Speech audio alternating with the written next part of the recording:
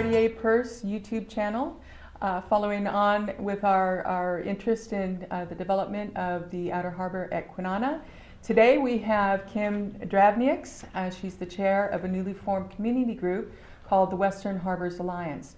So Kim, tell me, how did Western Harbors Alliance come about? And Well, Western Harbors Alliance was a call from industry and community and areas saying, look, we need to get on with building the Kwinana Outer Harbour. We had, it was a call to a lot of the members who had been part of Rethink the Link. That was, a huge community group that had got together to say that there was something better than the Perth Freight Link. And that community, a few people got on board and helped create Western Harbors Alliance. Yeah. Fantastic. So, from the community's perspective, how important is it to develop the Outer Harbour at Kwinana? What have people been saying? Well, that was the thing about Perth Freight Link. We realised at that time that the Freight Link had come about with no management, no cost-benefit analysis, and we kept looking at it further and going, why are we trying to put freight into an inner harbour, in an urban, suburban area, and you're pushing more and more vehicles? There were so many reasons why that was wrong. And I guess the last was that they had no way of getting that freight over the river without huge congestion. But there was also the health problems of using diesel vehicles. You've got a lot of problem cargo coming through there. So we looked at other methods that we could probably have as solutions, and the Outer Harbour just ticked all the boxes. It's been a bipartisan area that people have agreed on for the last 20 years or so, and that is where most other industrialised nations and cities have put their freight cargo out of that urban area. So that was the way. Yeah, we had Cameron Edwards on earlier in the program, and he spoke of the inner harbour, or the Fremantle port, as a stranded asset, which I thought was a very interesting concept, and because it seems to really paint that picture of where Fremantle's at. So, as I understand it, it is about the congestion.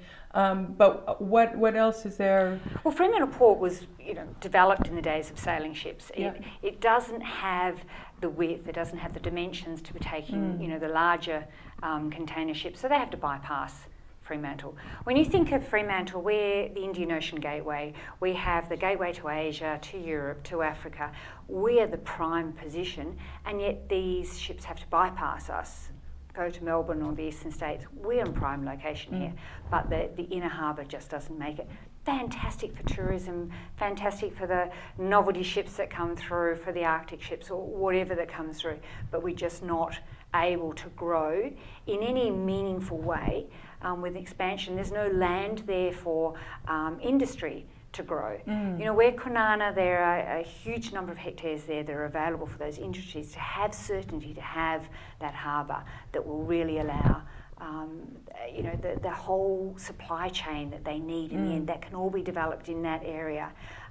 So all the answers point to that area. So with those individuals who would like to see Fremantle retained as a port, what do you see the future for Fremantle as in terms of that space? Yeah, I think most people want Fremantle to still be a port. There's so much historical connection there. And look, our tourism industry, WA offers some of the best tourism in the world. We have nature-based tourism, which is just amazing. A lot of the world wants to come to see what we have to offer in our state. And tourism ships. But not only that, Fremantle is such a historic place to be a landing port for that. But there are, other service vehicle, other vessels, other things. But I just don't see it in the long term being a port that can, sustain container development. And with Row 8, where has that gotten up to? Is that because I know that it was part of a election commitment not to happen?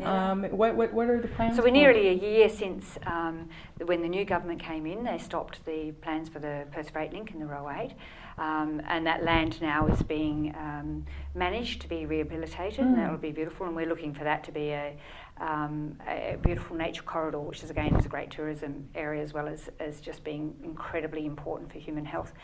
But we think that was never going to deliver freight into Fremantle. It was always going to be congestion problems. So we think it's much better for this freight to be going from Kewdale down to Tonkin Highway into Ankertal and Rowley Road into this new port. The ability to be able to get that freight directly onto a new port, onto the dock. So you're saving double handling. You've also got a railway line that's directly there. So you're able to get both up to Kewdale North, and the railway will go south. So if you want to interlink that to Bunbury or to other agricultural areas, you're so much better. You're not double handling. Efficiencies will make sure that that's so much better for industry to come in. Yeah.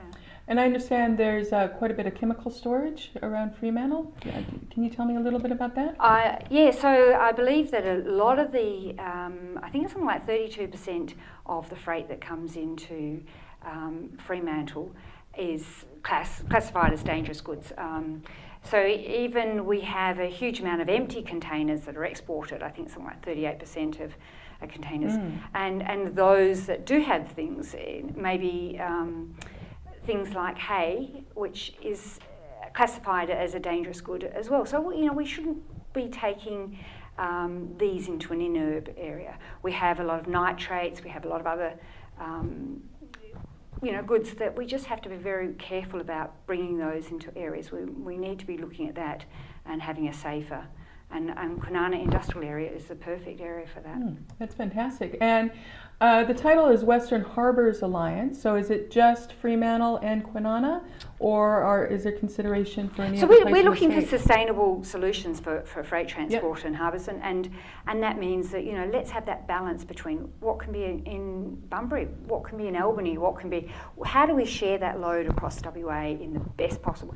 The agricultural sector, you may be much better off using Bunbury for a lot of areas that are closer to the farm, and that should be investigated, and we're hoping the Westport Task Force will really dig deep into that and find that out. So what do you think are some of the opportunities in terms of business investment and jobs? Oh, absolutely. The sky's the limit. Once you get that certainty, which as a business has been waiting for, for such a long time. We've been talking about this outer harbour for, as we said, 20 years. If you've got that certainty, we can actually get a commitment from this government to say, yes, we're going to go ahead with this. And, we do all the right processes and make sure that's done well. Then we can start building those trade links. We can start building that supply chain so industries can really get in there. And we're looking at, 30, 40, 50,000 jobs that can be there. We're not talking about just a few construction jobs for a road that might be for 1 or 2, 3 years. We're actually talking those long-term jobs. And from the figures I see, the equity in the jobs, the gender balance in those jobs are much better than we have at the moment as well. And I think we're training up so many women into STEM areas as well as men. This is fantastic that there's something they can come from high school, they can go into college, universities, and actually get some really good quality jobs. So as I understand it, the government's response in terms of the election commitment for the Outer Harbour at Kwinana was the establishment of Westport.